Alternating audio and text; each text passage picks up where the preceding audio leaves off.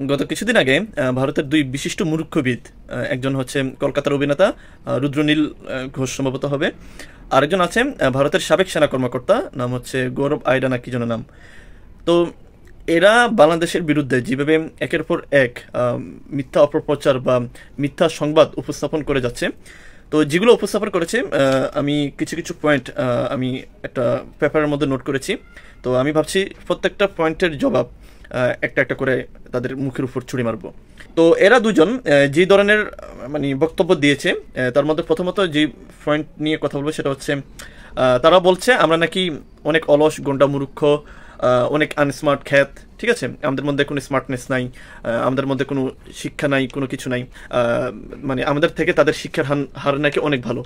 তো এখন আমার তাদের উদ্দেশ্যে প্রশ্ন হচ্ছে যে এই যে তোমাদের মিডিয়া, এই মিডিয়ার লোকজন যারা আছে তারা তো মানে তোমাদের দেশের সর্বোচ্চ বিদ্যাপীঠ থেকে পড়াশোনা করে পরবর্তীতে এই প্রফেশনে এসছে, রাইট?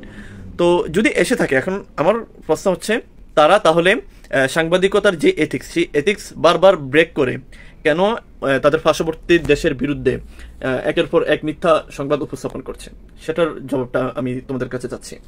এখন তোমরা বলবে যে তারা যেসব বক্তব্য দিয়েছে সেগুলোর অকাঠ্য তথ্য প্রমাণ সবকিছু আছে। তো যদি থেকে থাকে তাহলে সেই প্রমাণগুলো কেন সংবাদ মাধ্যমে কেন দেখাচ্ছে না? সেটার ভিডিও ফুটেজ বা কিছু তো একটা দেখাবে। আর যেসব ভিডিও ফুটেজগুলো দেখেছি, এইসব ভিডিও ফুটেজ যে অনেক পুরানো বা মিথ্যা বানোয়াট, এটা স্পষ্ট হয়ে গেছে পুরো পৃথিবীর কাছে। তোমরা যে বারংবার বলো আমাদের দেশের হিন্দু সংখ্যালঘুরা নাকি আমাদের দেশের যে মুসলমান, এই মুসলমানদের হাতে বারবার নির্যাতিত হচ্ছে। তো নির্যাতিত যদি হয়ে থাকে তাহলে একটা মানুষ, মানে আমাদের দেশের সংখ্যালঘুর মধ্যে কোনো একজন মানুষ তোমাদের কাছে বলেছে যে আমরা নির্যাতিত হচ্ছি? যে দুই একজন হিন্দু সংখ্যালঘুর মানুষের বক্তব্য নিয়েছো, সেটা একদম জোরপূর্বক ভাবে বা চাপ প্রয়োগ করে যে নিয়েছো, সেটার মানে তথ্য প্রমাণ আমরা হাতে নিতে পেয়েছি। বিশেষ যদি না হয় এই যে এই স্ক্রিনে এই চ্যানেলের এই প্রতিবেদনের ভিডিও, সেই ভিডিওটা ভালো করে দেখে আসো, তাহলে বুঝতে পারবা।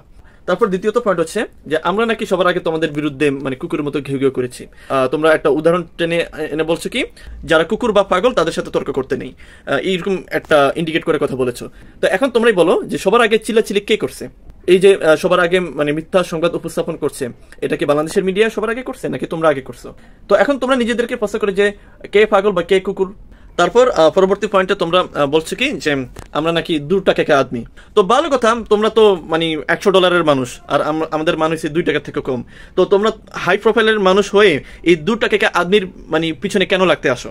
আবার এই 2 টাকার মানুষের কাছে পেঁয়াজ, আলু, চিকিৎসা, ট্যুরিজম সবকিছু মানে তাদের কাছে সেল করার জন্য একদম কাটুরি নিয়ে আমাদের দুয়ারে দুয়ারে ভিক্ষা করে বেড়াও এই 2 টাকার মানুষের কাছে। এই যে এই একটা ভিডিও দেখাচ্ছে, এই ভিডিওটা দেখো।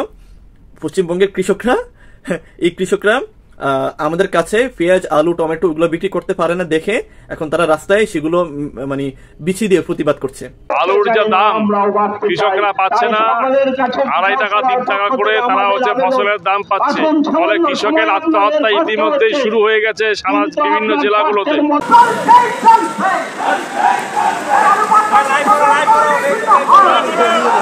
বাংলাদেশের রপ্তানি বন্ধ হওয়ায় এভাবেই বস্তায় বস্তায় আলু ও পেঁয়াজ রাস্তায় ফেলে বিক্ষোভ করছে ভারতীয় কৃষকেরা। সাথে সাথে বিজেপি নেতা শুভেন্দুর বিরুদ্ধে আন্দোলনে নেমেছে ভারতের কৃষকেরা। বাংলাদেশের ব্যবসায়ীরা আলু পেঁয়াজের আমদানি বন্ধ করায় পথে বসার মতো অবস্থা তাদের। দেশের মধ্যে তারা পাচ্ছেন না এসব আলু পেঁয়াজের ন্যায্য দাম। হাজার হাজার ভারতীয় কৃষক নেমেছেন রাস্তায়। বস্তায় বস্তায় আলু ও পেঁয়াজ রাস্তায় ফেলে করছে বিক্ষোভ। কৃষকেরা বলছে আলু পেঁয়াজ বাংলাদেশের রপ্তানি করে আমরা ন্যায্য দাম পেতাম, কিন্তু এখন রপ্তানি বন্ধ হওয়ায় তা পাচ্ছি না। তারপর পরবর্তীতে পয়েন্ট হচ্ছে আমরা নাকি হিন্দু সংখ্যালঘুদের উপর আক্রমণ করি, হিন্দুদের ঘরবাড়ি জ্বালাই, এই ধরনের কথা বলছিস। আমাদের দেশের অভ্যন্তরীণ বিষয় নিয়ে তোদের এত ইন্টারেস্ট কেন সেটা তোরাই ভালো বলতে পারোস। তোদের দেশের মুসলিম সংখ্যালঘুরা দিনের পর দিন অত্যাচারিত হচ্ছে। মুসলমান যেই বোন, এই মা বোনরা রাস্তা বোরকা পরে বের হতে পারে না।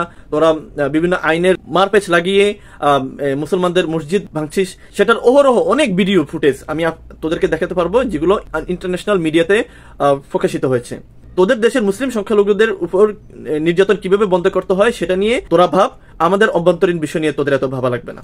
পরবর্তী পয়েন্টে তোরা বলছিস যে ভারতে নাকি বাংলাদেশের প্রায় 2.25 কোটি মানুষ, মানে বাংলাদেশি মানুষ সেখানে কাজ করে। তো তাদেরকে নাকি তোরা মানে লাথি মেরে বাংলাদেশে পাঠিয়ে বিতাড়িত করতে চাস। তো আমরা তো এটা বলতে পারি যে ভারতের প্রায় 1 কোটি মানুষ বাংলাদেশে এই বসে বসে কাজ করতেছে, তাও বাংলাদেশের মতো 2 টাকার একটা দেশে। তোরাই বলতেছিস যে বাংলাদেশে 2 টাকার কোনো দাম নাই, তো 2 টাকার থেকেও কম দামি একটা দেশে তাহলে তোরা কেন কাজ করছিস বেহের মতো? তোরা যে যা ওই 100 টাকার 200 টাকার 1 কোটি টাকার যেসব দেশ আছে সেসব দেশে যে কাজ কর। আমাদের দেশে কি?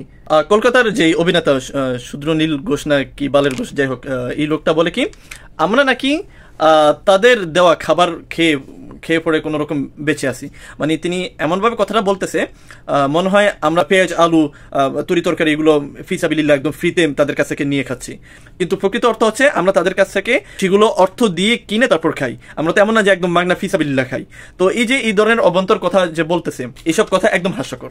তো আমি যেসব পয়েন্টগুলো এক এক করে তুলে ধরেছি সেসব পয়েন্টের জবাব আমি কতটুকু গুছিয়ে দিতে পেরেছি জানি না, তো তবু আমি আমার যতটুকু সামর্থ্য ছিল সেই সামর্থ্যের ভিতর থেকে আমি তাদের প্রত্যেকটা কথার জবাব স্পষ্টভাবে দেওয়ার চেষ্টা করেছি, যাতে করে এই ভারতীয় এই মিথ্যাচার বা এই প্রপাগান্ডা বন্ধ হয়। সেজন্য সবার কাছে অনুরোধ থাকবে যে আপনারা বাংলাদেশের মানুষ যারা আছেন তাদের এই প্রপাগান্ডার বিরুদ্ধে রুখে দাঁড়ান, তাদেরকে সামাজিকভাবে বয়কট করেন। কেউ তাদের দেশে ঘুরতে যাবেন না, চিকিৎসা সেবাও নিতে যাবেন না, কোনো পণ্য তাদের কাছ থেকে আপনারা কিনবেন না। 2 টাকা বেশি করে হলেও আমরা অন্য দেশ থেকে কিনবো। আমরা ওই যে আগের মতো 2 টাকার জাতি না যে সবকিছু আমরা একদম সস্তায় কিনে সেগুলো ব্যবহার করব।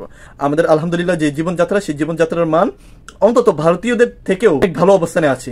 আমরা 2 টাকার মানুষ হতে পারি বা যাই হতে পারি, অন্তত ভারতীয়দের মতো ওই যে সাগরের মধ্যে, নদীর মধ্যে, ওই জঙ্গলের মধ্যে খোলা জায়গায় আমরা পায়খানা করব, ওই পায়খানা করার মতো জাত না আমরা। তো সেই দিক থেকে আমরা ভারতের থেকেও অনেক ভালো আছি, একটা আমরা ভালো জীবনযাত্রা লিড করছি। তো সবাই ভালো থাকবেন, আল্লাহ হাফেজ।